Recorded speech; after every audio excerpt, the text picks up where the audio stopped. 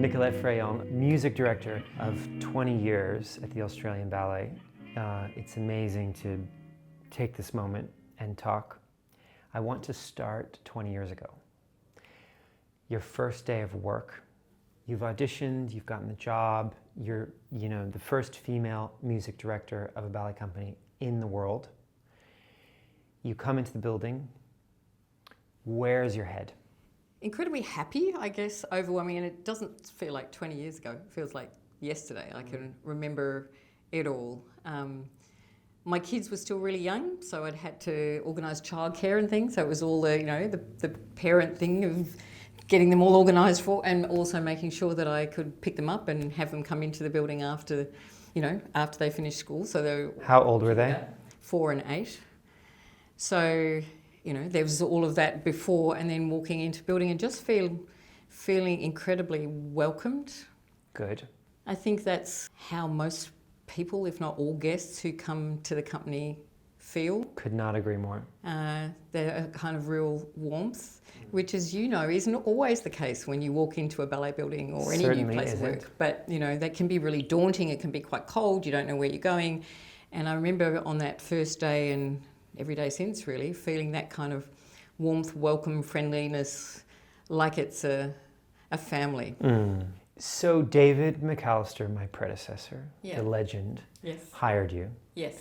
What was it about your rapport? Because when I came in as director, I heard about your creative rapport. And from you, what was it about that from the beginning that you could fire off of?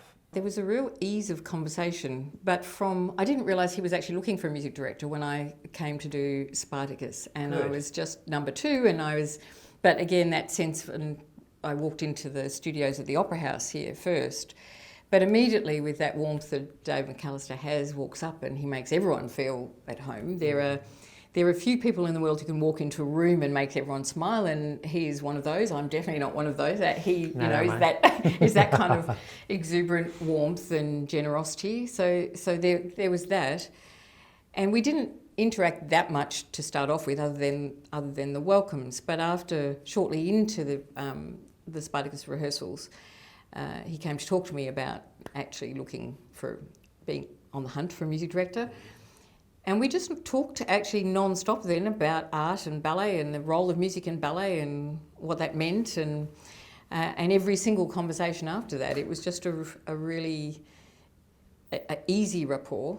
We can both talk legs off tables once we get going. So there was lots and lots of talking, but a kind of synergy of intent and also approach to ballet and as an art form, as a total work of art, so not where every element is equally important. Obviously, dances and dance as the primary feature. That's the art form. But as the artists of the Ballet Russe described it, it was purloined from Wagner. But this idea of a Gesamtkunstwerk, a total work of art, where it all adds up to a total whole, and we both ascribe to that, as do you. It's all important, and again, you don't automatically find that in companies, and even where artistic directors have real strengths, it's not necessarily an understanding or an intent to showcase the total whole, and that's what makes up great works of art. So we clicked on that from the beginning. So, are you tired of the fact or the title of being the first female music director of any ballet company around the world, or do you carry the torch with absolute pride? With pride. I mean, I don't think about it all the time. Like it's not that. But if you allow yourself to think about it, it's pretty unbelievable. Yeah, and at the time when I started with the Dutch National, there were very few women on podiums anyway, in any of the classical music art forms, genres, and not in musicals. There were very few female conductors. So, and in those early years in the Netherlands, everywhere I went in Europe as well, guesting with other ballet companies and things, I was the first. It was the unicorn syndrome, and you were looked at in that way and treated in that way, and that carries a whole lot of weight and pressure. Absolutely. With it. You can't fail, because if you do, you're kind of failing then for the entire gender. That's the way it feels, and that's the way you're looked at, and everyone's waiting for that to happen. Mm-hmm. You're looked at differently when you get up on the podium, what you wear, what your hair's like, how you speak, how you use your voice. If I remember in those early years, because I'd had one child when I first started with the Dutch National, not when I won the conducting competition, but when I started with the Dutch National, and then I was pregnant with the second.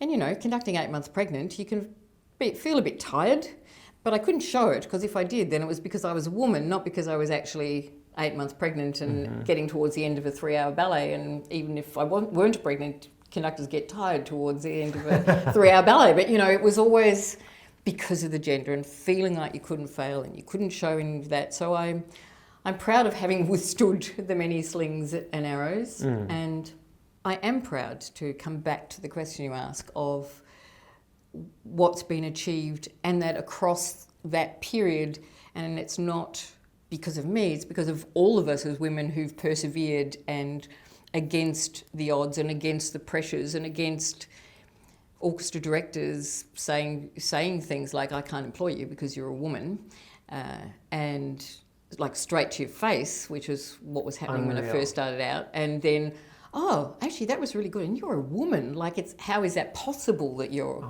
a woman? Or things like, wow, you can conduct a long ballet, that must be really strenuous for you because you're a woman.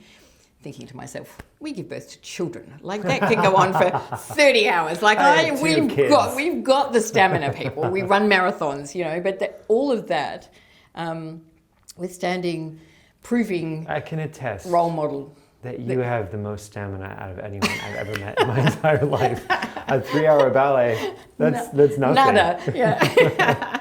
No, it's like, yeah, you are. I am proud of that. And I know from things that people have written to me, other colleagues, women, in a variety of walks of life, that just seeing someone in that role is empowering to others. That must be one of, because you're not one to look back, which I really respect. But when you do, that must be one of the most heartwarming, invigorating, inspiring aspects, that you have people telling you, writing you, communicating to you, that they, recognize, or you have paved the path for said person, and just how you've changed people's perspective.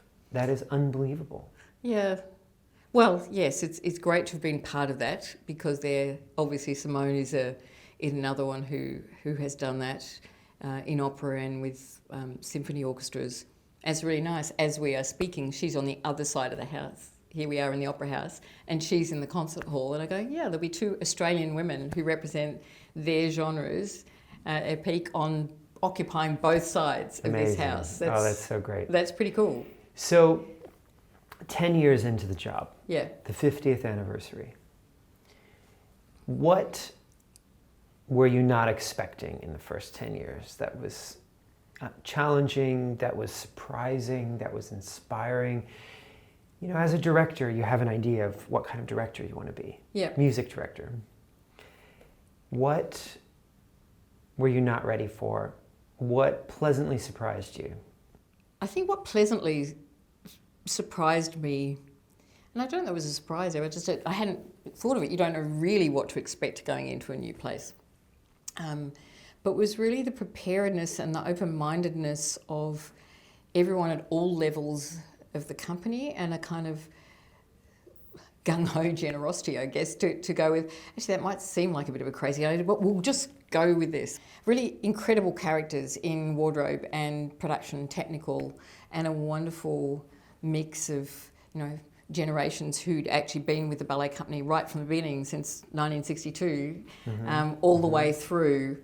And that is a thing that I love about ballet companies, about the genres in which we work as well, that there is this real handing over from the past to the present, and that you're constantly recreating the past. You're not looking at it like it's something dead or archival, you're reinvigorating, reliving, recreating, and also that influences and has to influence what comes on, what follows on. And there is still in the company, there was such a great mix of generations and experiences, and so that was really, really wonderful. And so for things like when I came with the idea of this sort of 4-year project celebrating the Ballet Russe and what it meant to Australia, because we wouldn't exist without the Ballet Russe companies that came to this country, and neither would the West Australian Ballet, neither would the Queensland Ballet. The ballet as we know it in this company and dance wouldn't have existed without the Ballet Russe company. So in the lead up to the centenary of the first performance in Paris of the Ballet Russe, I thought, well, why don't we take it beyond that and really explore in a way no one had, right across the board, meaning in all areas, impact on theatres, impact on things like subscription series which didn't exist and weren't even thought of prior to the Ballet Russe coming and playing ballet in rep, the influence on the orchestras, the influence on the artists and composers. And then so I came with this and presented it to the exec as kind of this, now don't think that I'm insane, but here's an idea. And you've said that a lot. Yeah, well, I probably did. But a really, oh my God, let's just try. And it was something that meant adapting a whole lot of things. It didn't mean changing what we were doing, because we were still the Australian Ballet going, and the ballet from 1962 onwards, the imprimatur was to develop Australian arts, create new work, push the boundaries of the art form. So it was logical.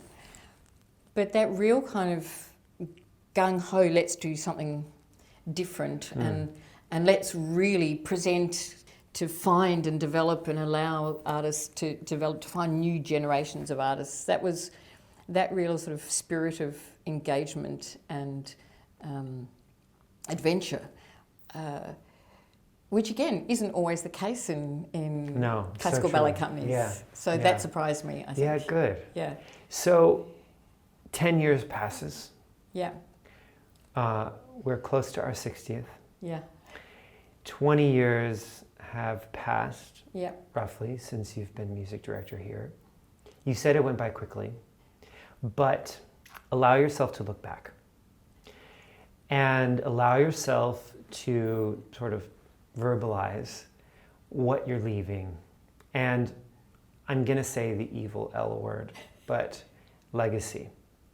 Yes. And it's a word that people are really deterred from, I think, because, oh God, I don't know, what is my legacy? Ask someone else. But I'm asking you, what are you really proud of your time as music director? Okay, so I think, and this actually relates a bit to your previous question as well. So one of the other things that really surprised me, and that was actually coming back to Australia, having lived overseas for 15 years, almost 16 years. Australian society still undervalues arts and what it means to a civilised society, and the impact then in both in government funding terms, in terms of theatres and access to theatres, music education, opportunities, that we were still, and still are 20 years on to some extent, fighting battles to say, but we're really important, whereas something like sport is automatically recognised as being really important. It's part of Australian society. One of the biggest things when I went to live in Europe was if I'd hop into a taxi or meet someone I didn't know and they'd say, what do you do? I'd say, I'm a conductor. No one ever said to me, what's your real job? Which is the most common response. Like, but that's a hobby. Well, like, what do you actually do, you know? Or I work in the arts. Yes, but how do you earn money? That coming back to Australia and still finding that, having not had to explain what I did or it's important to society, that was really confronting. And why I mention that is because over my time here, for example, I've fed into, as music director, 6 different reviews of the orchestras in this country and why they're important and should they exist and should they be funded. Wow. And government reviews into the orchestras, and specifically 2 or 3 relating to the pit orchestras. And meaning those who were created to play for the national companies, Opera Australia and the Australian Ballet, so the Sydney Orchestra and the Melbourne Orchestra. Both orchestras have been under threat across these 20 years, and in 2012 it really looks like the Melbourne Orchestra was going to fold, and that if somebody hadn't stepped in to kind of parent the orchestra, take the responsibility, assist them with a whole range of things, this country would have lost a real jewel in its musical crown. And what was the Elizabethan Trust Orchestra Melbourne, and had then become Orchestra Victoria, would have disappeared. I mean, the Orchestra Victoria is really important to the state of Victoria, and I'm proud that it's still there thanks to what we were able to do through the Australian Ballet. So that's really key, and that's in that kind of national context of doing something for the nation that was really, really important in a broader sense. In the Australian Ballet sense, my role is always as a facilitator to allow others to do their best, and whether it's working with artistic directors and offering advice as well as work that will allow you to use as artistic directors to deliver at the highest standard or achieve what you want to, and whether it's assisting with commissions or all of those respects. We are facilitators as ballet conductors, and for the dancers, key has always been mission to try and deliver the best possible performances for them, to get to know them and understand what it is that they want and need, because sometimes you have to push someone in a direction that they might not know that they want absolutely. yet. And for the music stuff, people say, oh, music, you're thinking orchestras. There's a team of pianists and music librarians who also, when I joined the company, did not feel really valued or that their work was appreciated. So key to me from the very beginning was to help them feel special, as you and I know they are. I mean, we've had pianist vacancies across the world. Great ballet pianists are as scarce as hen's teeth. They are worth gold, and companies headhunt them from one another across the world because they make a dancer's day. From class in the morning through rehearsals, they are integral, and they didn't feel valued. They didn't have great working conditions. When we revamped the building, and I know it's going to sound small, but it's a sign, there was never a practice room for the pianists at the Australian Ballet. They play so much repertoire, really complicated repertoire. They're not taught it in a studio. They have to come really prepared. They had nowhere to practice at the Australian Ballet for years. And when we did the revamp of the building, the one thing I said to Libby is, I don't care about the rest of the facilities. There are things that we need. We have to have a practice room. And as other things were cut, Libby Christie understood that as well as did David, that we have to have that. So just that is a symbol that we know that they are artists who have to work at the highest level. They need a practice room just as the dancers need great studio. They're all things that I'm proud of. Great. Well, you are a true custodian, a custodian to music, to the art, to society, to Australia, and you can sleep well at night. Thank you. And agreed, it's not a period. No. It's just a little colon. Yeah. But congratulations on 20 years of setting your trail on fire and paving a path for people, for women, for society to appreciate, to believe in this art form, to believe in music, and the marriage of all forms of art, not just dance and music, but everything else. I wouldn't be going if I didn't feel that everything was in great hands. Then there would be, going, with confidence, and it won't be happiness because I'll fall apart at the last show, but with you there, with the management and the care that the company, the board has taken of Orchestra Victoria and the solid management there. But everything that I have mentioned and think is important in the art form, and to push the boundaries and aim for excellence, and that the company is a world-class one, it's there. I'll be cheering you from the sidelines. The company is in for such exciting times. Oh, thanks. With you and everything. So, yeah, I'll be cheering. Thanks. Thank you. And I'll be calling you at 3 a.m. because I know you don't sleep. That's fine. I'll call you panicked 3 a.m. and needing desperate advice from a seasoned director. Anytime. Thank you, Nicolette.